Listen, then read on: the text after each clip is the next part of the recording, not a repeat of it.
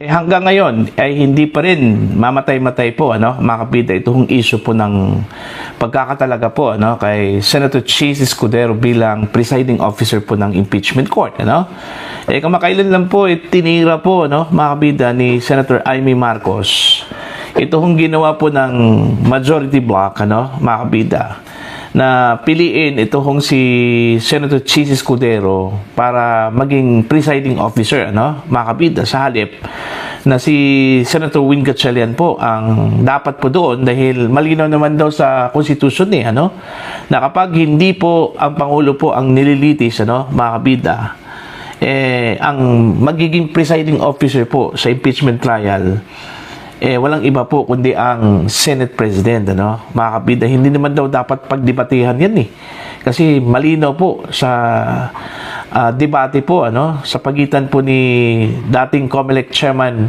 Christian Monsod dating Supreme Court Chief Justice Hilario Davide during the deliberation po ng Constitutional Commission patungkol ho sa presiding officer po mga kabida.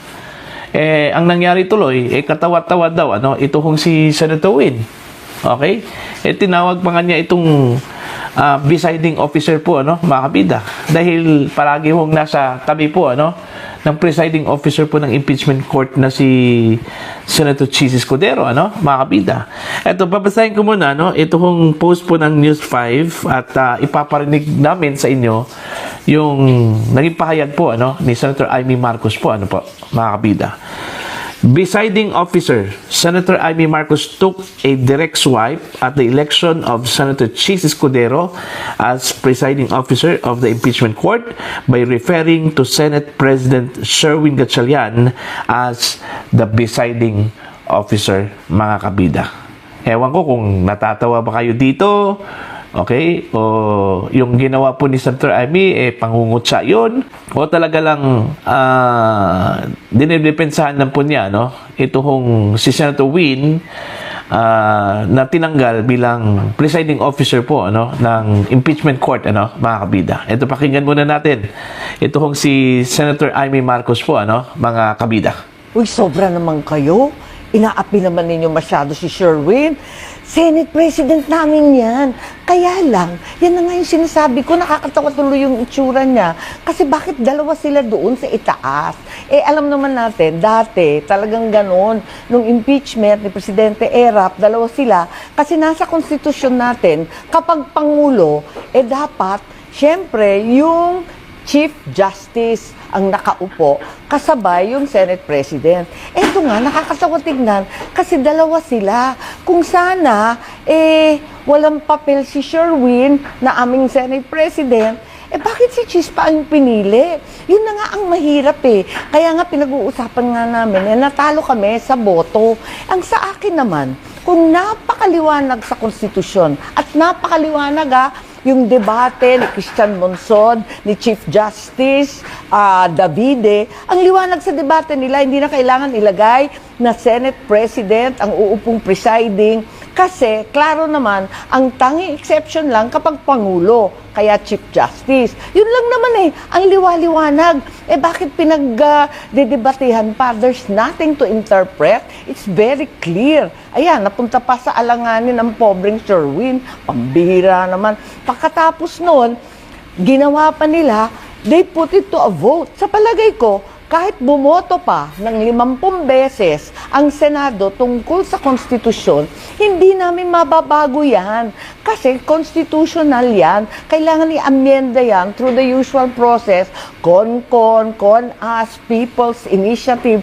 Yun lang ang proseso. Hindi simpleng boto ng majority ng Senado makakapagpalit ng konstitusyon. Naku, yan ang nga sinasabi ko. Nag-umpisa sa mali, lahat ng susunod, mali-mali na. Ayon po, malinaw po yung sinabi po ni Senator Amy po, mga kabida. Although, may mga interpretasyon kung seryoso ba si Senator Amy doon sa kanyang sinabi, tila pangungutsa yun doon kay Senator Sherwin, mga kabida. Tinawag po niyang presiding officer po, okay?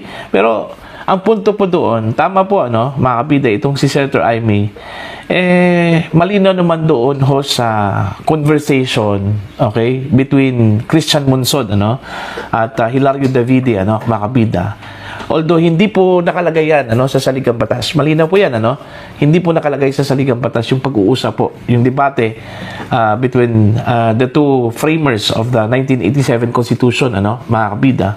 Kaya nga kung hindi ho malinaw sa batas, palagi daw itong nire-refer daw ng Korte Suprema, mga kabida, lalong-lalo na po pagdating ho sa constitutionality po, mga kabida, yung mga conversations, mga debate, pag-uusap during the deliberation ng Constitutional Commission, mga kabida, po. Okay? Yun yung palagi hong ginagawa daw ng Korte Suprema. Nagre-rely ho sila doon ho sa mga conversations during the deliberation of the Constitutional Commission to come up with a decision, mga kabida, patungkol ho sa constitutionality ng isang bagay na ni-raise po sa Korte Suprema, mga kabida. Okay? Tama po yung ilang mga punto po, na hindi naman po malinaw Gray area naman po yan, sa Korte Suprema. Kung talaga bang ang Senate President po ang magpre-preside, sa mga impeachment trials kung saan po ay ang involved ay hindi ho ang Pangulo. Kung ang involved po ay ang Vice Presidente, mga miyembro po ng Constitutional Commission, Ombudsman, at miyembro po ng Korte Suprema, mga kabida. Diba? Ang misinterpretation lang po doon, kasi alam naman po natin, nasa Constitution po natin, binigyan po ng authority po, mga kabida, ito hong Senado, to craft rules, okay, para ho sa impeachment trial, mga kabida. Okay? Malinaw po yun, na binigyan po ng authority po ng Constitution po ang Senate, okay, to craft rules. Alright? Kaya nga, yung impeachment trial, mga kabida, ay mix po yun, Ibig sabihin, hindi lang po ang rules of court ang sinusunod, kundi pati rin yung Senate rules, mga kabida, o impeachment rules. Alright? Pero, hindi ibig sabihin na kahit binigyan po ng authority po ng Constitution ang Senado, para gumawa po ng sarili po nilang rules para ho sa impeachment, pwede na po nilang i-edit, o di kaya pwede po nilang tanggalin kung ano po yung nakasaad po sa Constitution, Hindi ho pwede. In fact, ang term na ginamit po nila hindi ho pwedeng i-override ng Senate rules kung ano po yung nakalagay po, mga kabida, sa Constitution po natin patungkol ho sa presiding officer. Okay? Sa impeachment court. Okay? So, tama po si Senator Amy. Kung gusto po ng Senado na baliktarin, o di kaya burahin kung ano yung nakalagay ho sa Constitution, ang mainam na gawin po ng Senate, okay, mga kabida, magpasa po ng resolution, o di kaya batas, mga kabida, para amyandahan po ang ating saligang batas. Yun lang yung mainam po na paraan, mga kabida, para po mabago po yung provision doon ho sa impeachment trial po, mga kabida. Diba? Kung gusto ho nilang baguhin po na pwede ho ang hindi ho Senate President ang mag-preside sa impeachment trial, mga kabida, outside kung ang presidente po ang hindi ho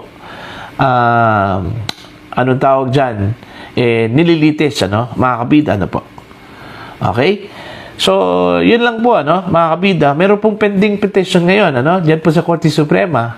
Okay, matapos pong maghain po itong grupo po ni Attorney Bobby Torion, mga kabida, at ilang pang mga abogado, para questionin itong pagkakatalaga po, kay Senator Chis Escudero bilang presiding officer po, mga kabida, ng impeachment court, okay, sa impeachment trial po ni Vice President Sara Duterte, malaking epekto daw ito, sa buong proseso, mga kabida. Okay, kung sakali man po magdesisyon po ang Korte Suprema na labag ho sa saligang batas yung ginawa po ng Senate, okay, ng impeachment court, sigurado hong maaapektuhan daw, mga kabida, itong the whole process, itong impeachment trial po, ni Vice President Sara Duterte. At malamang baka mauwi po ito, ano, mga kabida, sa unconstitutionality po, ano? Okay? So, for the second time around, ma-strike out itong Senate, ano, mga kabida. Matapos pong una kong na-strike ng Korte Suprema ang Kongreso po, ano, noong 2025. Kaya nga nabasura po yung una kong articles of impeachment, ano, mga kabida, dahil idineklara po ng Korte Suprema bilang valid, ano, unconstitutional, ano po, mga kabida, at void ab initio, ano, mga kabida. Okay? Mali na po, void na po from the very beginning. Okay? So, yun, ano, mga kabida, yung sinabi po ni Senator Amy, may mga mixed reactions po, ano, mula sa mga netizens. Okay? Una, either dinidepensahan po niya ito kung si Senator Win Gatchalian, ano, mga kabida, at kinikriticize po niya ito kung pagkakatalaga po kay Senator Chis Escudero bilang presiding officer, o talagang kinukutsa lang po niya, ano, ito kung si Senator Win dahil ho sa hindi ho maganda yung kanyang kalagayan po, ano, mga kabida. Hindi ho maganda yung kanyang sitwasyon, okay, sa impeachment court na nasa tabi palate, ano, ni Senator Chis Escudero, para bang nagbukhang alalay, nagbukhang secretary, nagbukhang PA, ano, okay? O sa madaling salita, doon ho sa sinabi po ni Senator Amy na bagong tungkulin, ano, ni Senator Win Gatchalian bilang presiding officer. Dahil nasa tabi ho parati po, ano, mga kabida, ng presiding officer po ng impeachment court na si Senator Chis Escudero.